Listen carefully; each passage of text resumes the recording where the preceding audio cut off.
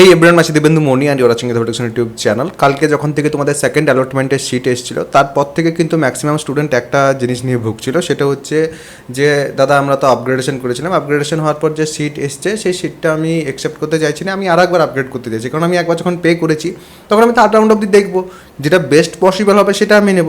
তো অবশ্যই এটা কিন্তু ঠিক সিদ্ধান্ত অনেকের ক্ষেত্রে, এবং সেই ক্ষেত্রে তাদের যেটা সমস্যা হচ্ছিল তারা কিন্তু আপগ্রেড করতে পারছিল না আর একবার।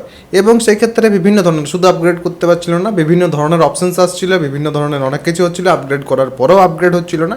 তো সেটা হোপফুলি আজকে ম্যাক্সিমামের ক্ষেত্রে কিন্তু ঠিক হয়ে গেছে হয়তো।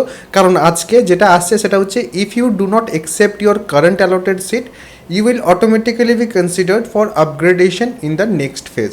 তাহলে সেক্ষেত্রে বুঝতে পারছো, যদি তোমরা এইখানে অ্যাকসেপ্ট সিট না করো তাহলে সেক্ষেত্রে নেক্সট রাউন্ডের জন্য কিন্তু তোমাদের আপগ্রেডেড হয়ে যাবে। হ্যাঁ, অবশ্যই যাদের 1 নাম্বার চয়েস চলে এসছে তাদেরকে কিন্তু অ্যাডমিশন নিয়ে নিতে হবে। তো এটাই ছিল তোমাদের অ্যাট প্রেজেন্ট আপডেট। তোমাদের প্রত্যেকের ক্ষেত্রে হয়তো এই জিনিসটা নাও আসতে পারে, হয়তো এখন রোল করছে।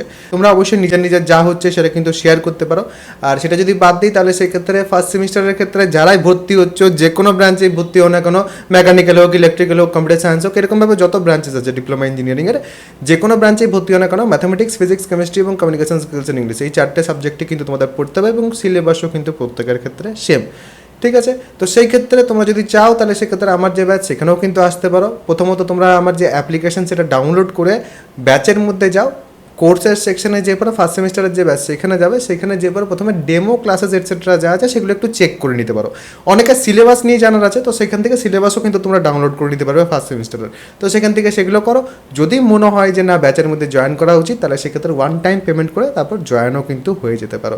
তো যাদের চেক করার আছে তারা অবশ্যই কিন্তু চেক করে নিতে পারো। আর যদি কারোর কোনো রকম কোনো প্রশ্ন থাকে কমেন্ট সেকশনে অবশ্যই কিন্তু জানাবে।